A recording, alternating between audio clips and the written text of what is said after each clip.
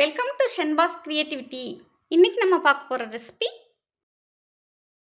ரொம்ப சுலபமாக ரெடி பண்ணக்கூடிய டேஸ்டான வெண்டைக்காய் சாதம். 1/2 கிலோ வெண்டைக்காயை எடுத்து நல்லா தண்ணியில் போட்டு 2 தடவை வாஷ் பண்ணிவிட்டு இந்த மாதிரி பொடியாக கட் பண்ணி எடுத்துக்கோங்க. ஒரு பேனில் ஒரு குழிக்கரண்டி அளவுக்கு எண்ணெய் எடுத்துக்கோங்க.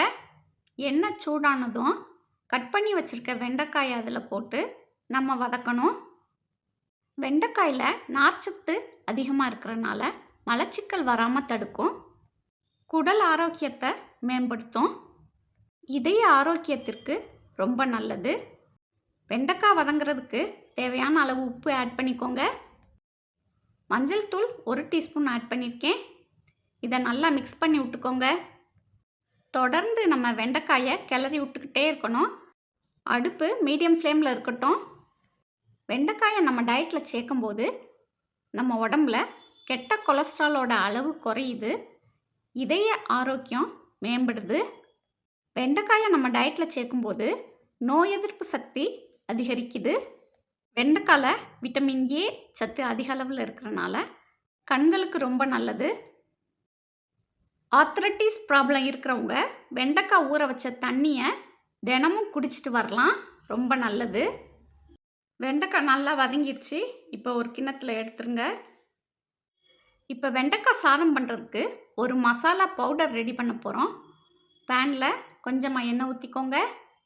கடலைப்பருப்பு 1 டேபிள் ஸ்பூன், உளுந்து 1 டேபிள் ஸ்பூன், பூண்டு 12 பல், வத்தல் 4. அடுப்பு மீடியம் ஃப்ளேமில் இருக்கட்டும். கடலைப்பருப்பு உளுந்தம்பருப்பு எல்லாமே நல்லா செவக்க வறுபடணும். பூண்டும் நல்லா ரோஸ்ட் ஆயிடுச்சு. மிளகு 1/2 டீஸ்பூன், சீரகம் 1 டீஸ்பூன், 1 கொத்து கருவேப்பிலை சேர்த்துட்டு அதையும் நல்லா ஃப்ரை பண்ணிக்கோங்க. தேங்காய் பூ 3 டேபிள் ஸ்பூன் அளவுக்கு சேர்த்துக்கோங்க. தேங்காய் நல்லா வதங்கணும். 2 நிமிஷம் நல்லா வதக்கிக்கோங்க. எல்லா ஜாமானுமே நல்லா பொன்னிறமாக ரோஸ்ட் ஆயிடுச்சு. இப்போ அடுப்பை ஆஃப் பண்ணிக்கோங்க. நல்லா ஆற வச்சுட்டு மிக்ஸி ஜாரில் போட்டு கொரகொரப்பாக அரைச்சி எடுத்துக்கோங்க. சாதத்துக்கு தாளிக்க ஒரு பேனில் நெய் அல்லது எண்ணெய் 1 டீஸ்பூன் சேர்த்துக்கோங்க. கடுகு 1 டீஸ்பூன், பச்சை மிளகாய் 2, கருவேப்பிலை 1 கொத்து, 1 கையளவு முந்திரி பருப்பு, 1 கையளவு நிலக்கடலை பருப்பு. இதை நல்லா ஃப்ரை பண்ணிக்கோங்க. ஏற்கனவே வதக்கி வச்ச வெண்டைக்காயை இதோட ஆட் பண்ணிக்கோங்க.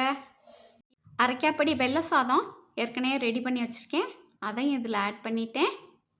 வறுத்து அரைச்சி வச்சுருக்க மசாலா பொடியை இதோட ஆட் பண்ணிக்கோங்க.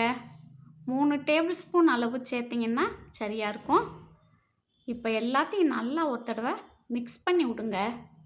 உப்பு ஒருக்க செக் பண்ணி பார்த்துக்கோங்க, பத்தாட்டி ஆட் பண்ணிக்கோங்க. சுவையான வெண்டைக்காய் சாதம் அருமையாக ரெடி ஆயிடுச்சு. இது ரொம்பவே ஈஸியாக செய்யக்கூடிய லஞ்ச் பாக்ஸ் ரெசிபி. நீங்களும் இந்த ரெசிபியை உங்கள் வீட்டில் கண்டிப்பாக ட்ரை பண்ணி பாருங்கள். நம்ம சேனலை இது வரைக்கும் சப்ஸ்கிரைப் பண்ணாதவங்க மறக்காமல் சப்ஸ்கிரைப் பண்ணி வச்சுக்கோங்க. தேங்க்யூ.